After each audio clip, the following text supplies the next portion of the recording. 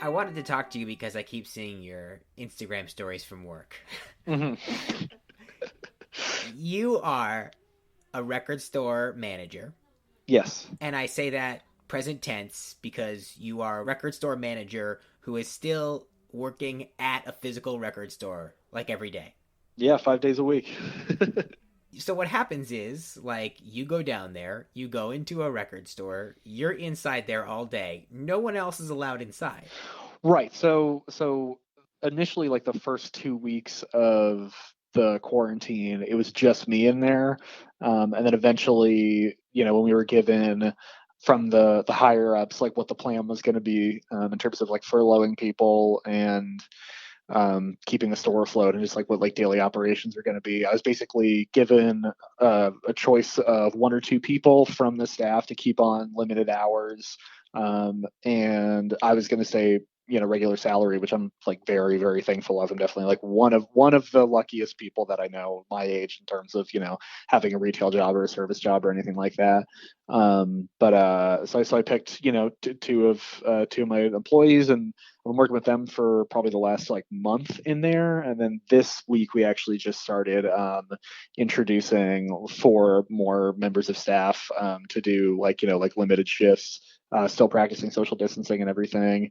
And yeah, we've just been sending a ton of mail out, and yeah, it's been interesting. So, but yeah, besides the UPS guy and the USPS guy, I haven't seen anyone in the store besides, like a handful of employees. In some ways, this is like the platonic ideal of a record store, right? It's a record store that no customers are allowed to come into. Oh, absolutely. I have been playing the most nihilistic Norwegian metal I can find, just to, or it's like Gucci Mane, like just to really like prove that I can play whatever I want right now. It's incredible. When you put on records in the store, do you still put the case on the now playing little Oh, stand? oh no, that is way too sad. That's yeah, I've been rocking Spotify pretty much the whole time, which is also generally something that they try not to have us do, just to promote like non-music streaming. So this is it's all online ordering that you are shipping out from the store, right? Yep, yeah. And so has that gone up a lot? I mean, I know that that was you guys were already a pretty big like online retail business. I mean, I would say, on a given day, pre-shutdown, we were probably, I don't know, pushing out maybe 30 packages on a decent day. Now, I mean, we're averaging about like 75 orders a day, up to 100 some days. And that's people, buying everything from the, Blu-rays that just came out this week of like the new Star Wars movie or whatever, or like people buying like full discographies of people's vinyl, and it's all over the place. I mean, we've had some huge orders, some people just get a single sticker or whatever to show support, but yeah, our customer base has been super faithful, and really consistent, especially with a bunch of release dates getting pushed back. I mean, the actual like Tuesday Friday thing has been getting smaller and smaller as the weeks have gone on, just because so many releases have gotten canceled. That is so cool. I know, yeah, no, it's like very inspiring to hear, and even as much as I kind of hate answering the phones and just telling people what's going on over and over and over again, some people have been super nice and like concerned about us, asking about certain employees and stuff, making sure that everybody's safe, and it's definitely inspiring to see for sure. it's it's upsetting about this coronavirus that it made some of the coolest places vulnerable. Yeah, for real. Theaters, record stores, bookstores, stuff that was already kind of on the brink. Did you see about Amoeba? Yeah, yeah. Although it sounds like they're opening in a new location, they said. Apparently they were planning to anyway, and they definitely like made it look a little worse on social media, I think, than they had to. But even I've heard that like they're not even 100% sure if they're going to be able to go into the smaller location now. But yeah, I mean, I'm very very happy and lucky that I went there before it shut down. um I don't know, like seeing that definitely like made me a little worried about how we were going to do, but I think that especially the reason why we've been introducing people is because we got one of the sort of like financial aid packages that are supposed to stimulate, a small business, and like most of it's supposed to go to employees. So I feel like we're going to be pretty okay, until things go back full force, at least with us. So you guys got some of that money, even though most of it was snatched up by like, you know, Panera Bread. Right. Well, that's Yeah. good. I think they said it was like 75% goes right to the employees. So I think it's kind of a way to put less pressure on the state, and like actually have all of us be able to get paid, which they're actually trying to do remote work right now for some people too, which is very interesting to see, Yeah. try to be implemented. What is remote work like? Would you answer the phone from home? Is that what it would be?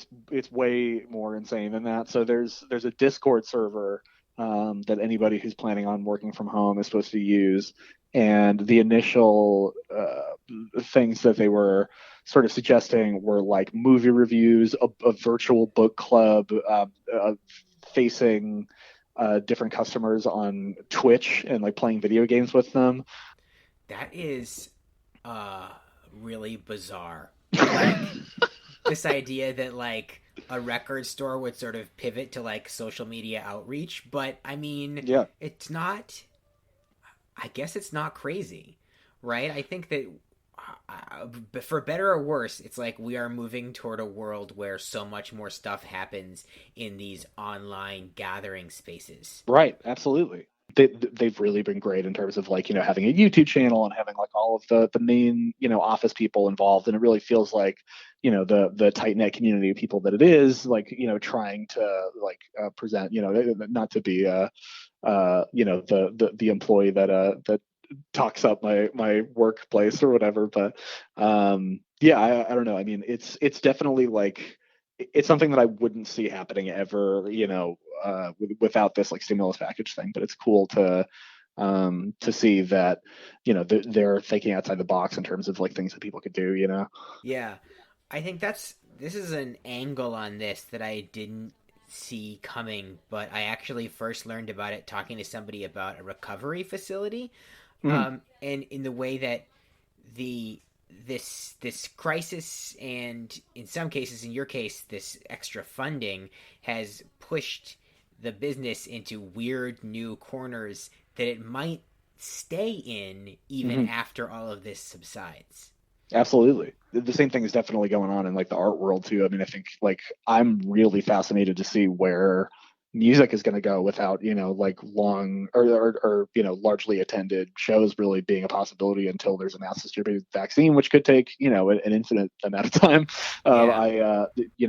I'm now lucky to, like some of my oldest friends have like found some like real success in, the music world, and have been, like touring nationally.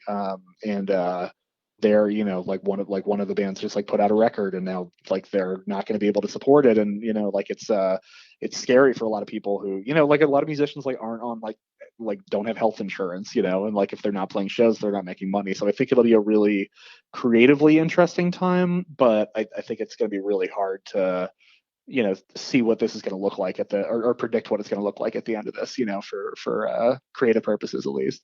Are you finding this to be a time that is creatively useful or not? No. I think that my brain is in a current state of like having a stress stream internally, and I can't really like uh I don't know, like I've tried, and especially, towards the beginning, I think I was working on stuff. I mean, I just, was working on like a house track today, and there's like some things that I've been able to do. But yeah, a lot of it is just like I feel like nothing in, nothing out a little bit, Sure. like if I'm not stimulated at all, or if I'm not like feeling like I'm part of a social group, then it's like I'm not going to feel inspired to make a track if I'm watching, YouTube videos all day. So, and just yeah, like the general dread of things too. It's like it doesn't really, especially in my case where a lot of the time I'm making music that's like aimed at a dance floor or something like that. Like if you can't even picture 20 people standing in a like 10-foot square without having a panic attack, then like it's a little hard to imagine what that's going to be like. I definitely personally had the fantasy multiple times, just in my normal life of like, God, like if only I could go on like a 2 week vacation like I did when I was like a kid or whatever, and like like I could get so much shit done, and I could like spend some like really valuable time with like my friends, and like just like pressure free and have full fun days or whatever. And then you actually get here and you're in the reality of it, and you realize that this feels like summer vacation in like the worst way, where it's like you can't go anywhere, and you're disconnected from your friends if they don't live immediately near you, because you're not commuting to the same places and seeing them and stuff, and like It's the monkey's paw version of that wish. absolutely, yeah, we're in the cursed antique store version of having an infinite snow day. Mm-hmm.